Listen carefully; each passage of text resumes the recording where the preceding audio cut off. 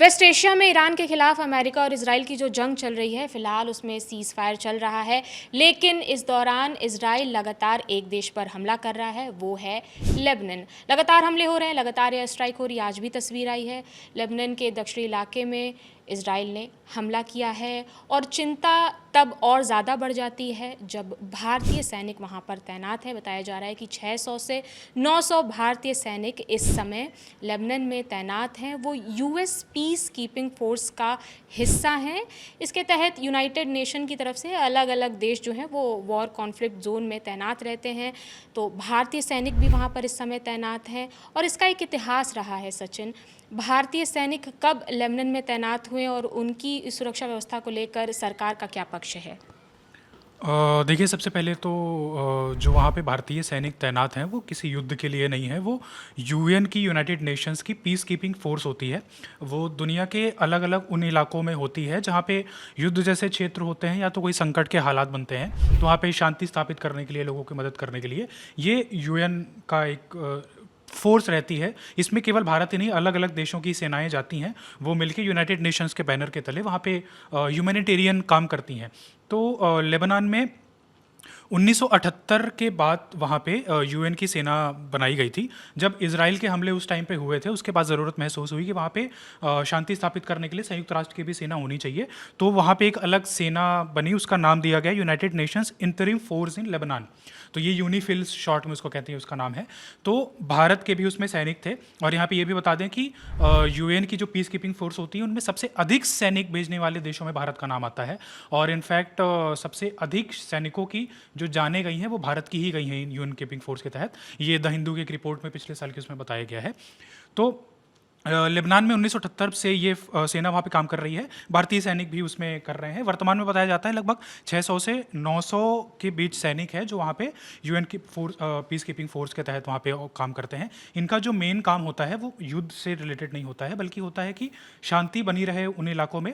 खासकर जो इसराइल और लेबनान की सीमा है, ब्लू लाइन जिसको कहते हैं, बॉर्डर कहते हैं, वहाँ पे मेन तनाव जब बढ़ा था तब से ये फोर्स वहाँ पे मेन ज़्यादा एक्टिव रहती हैं, वहाँ पे काम करती हैं, शांति बनी रहे। खासकर ह्यूमैनिटेरियन मदद जो होती है, लोगों की मदद, वहाँ पे विस्थापना होती है, लोग इधर से उधर माइग्रेट करते हैं, उन पे संकट खड़े होते हैं, सप्लाई का, खाने पीने की चीज़ें, बाकी चीज़ें, इन सब को लेके यूएन की जो फोर्सेस हैं वो ये देखती हैं कि लोगों पे संकट ना आए, उनकी मदद करें, उनकी जो है सुरक्षा बना के रखें और उन तक ज़रूरी सामान पहुंचाते रहें। और एक तरह से यूएन की निगरानी होती है ये उन जगहों पे जहाँ पे ऐसे युद्ध जैसे हालात या कोई भी संकट आता है तो एक संयुक्त राष्ट्र अपनी जिम्मेदारी मानता है और वहाँ पे सेनाएं भेजता है। भारत भी उसी का एक हिस्सा है। पर सचिन देखिए, जो लेबनान में हमले हो रहे हैं वो दक्षिणी इलाके में हो रहे हैं क्योंकि हिजबुल्ला वहाँ पर स्ट्रांग है। और मैप देखेंगे तो इजराइल और लेबनान दोनों सीमा शेयर करते हैं और आपने बताया है कि यूएस पीस कीपिंग फोर्स जो है वो बॉर्डर पर ही तैनात रहती है। तो सुरक्षा व्यवस्था पर भी सवाल उठना लाजमी है। भारत का क्या कोई पक्ष आया है इस पर? बिल्कुल, वहाँ पे युद्ध के हालात हैं, बहुत बुरे हालात हैं, लगातार इजराइल के हमले हैं। तो वहाँ पे जो पीस कीपिंग फोर्स है उनकी सुरक्षा को लेकर भी चिंता है। भारत में भी चिंता है, हमारे जो वहाँ सैनिक हैं। इसे लेकर 10 अप्रैल को ही भारतीय विदेश मंत्रालय के जो प्रवक्ता हैं रणधीर जायसवाल, उन्होंने बयान जारी कर ये बताया भी कि भारत उनकी सुरक्षा को लेकर चिंतित है। और उन्होंने ये उम्मीद भी जताई है कि वहाँ पे शांति बने। उन्होंने अपील की है देशों से कि कम से कम शांति बना के रखें और जो ह्यूमैनिटेरियन फोर्सेस है वहाँ पे उनको कोई नुकसान ना हो। तो भारत की अपील है और चिंता जताता रहा है भारत। और केवल सेना ही नहीं बल्कि वहाँ पे सिविलियंस भी हैं, भारतीय नागरिक भी हैं, उनकी भी ठीक ठाक संख्या बताई जाती है, उनको लेके भी भारत चिंता जताता रहा है।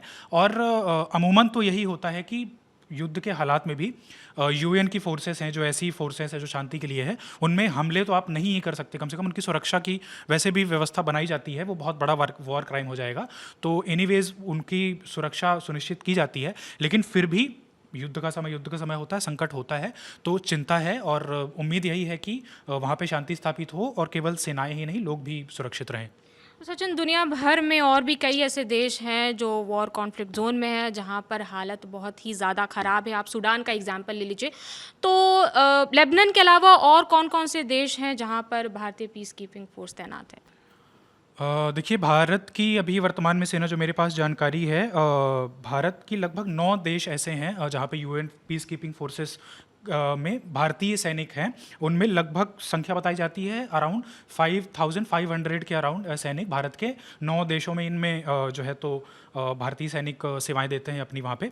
इनमें दक्षिण सूडान हो गया, कॉन्गो हो गया, अबेई हो गया, गोलन हाइट जो इजराइल और सीरिया के बीच का इलाका है, और साइप्रस जैसी देश, वहाँ पे भारतीय सैनिक वहाँ पे ऑपरेट करते हैं।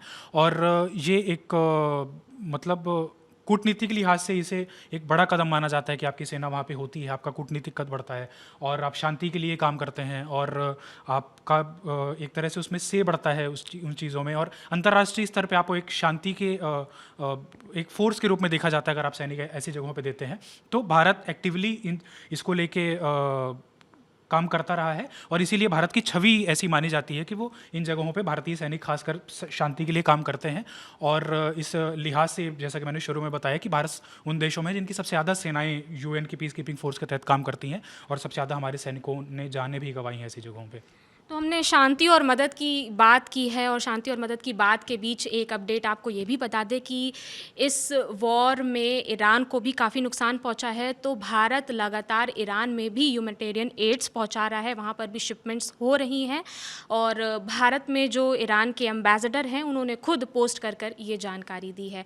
वेस्ट एशिया कॉन्फ्लिक्ट पर जो भी अपडेट हैं हम आप तक पहुँचाते रहेंगे। जानकारी दे रहे थे सचिन, मेरा नाम प्रगति है। जुड़े रहिए दी लल्लन टॉप के साथ। शुक्रिया।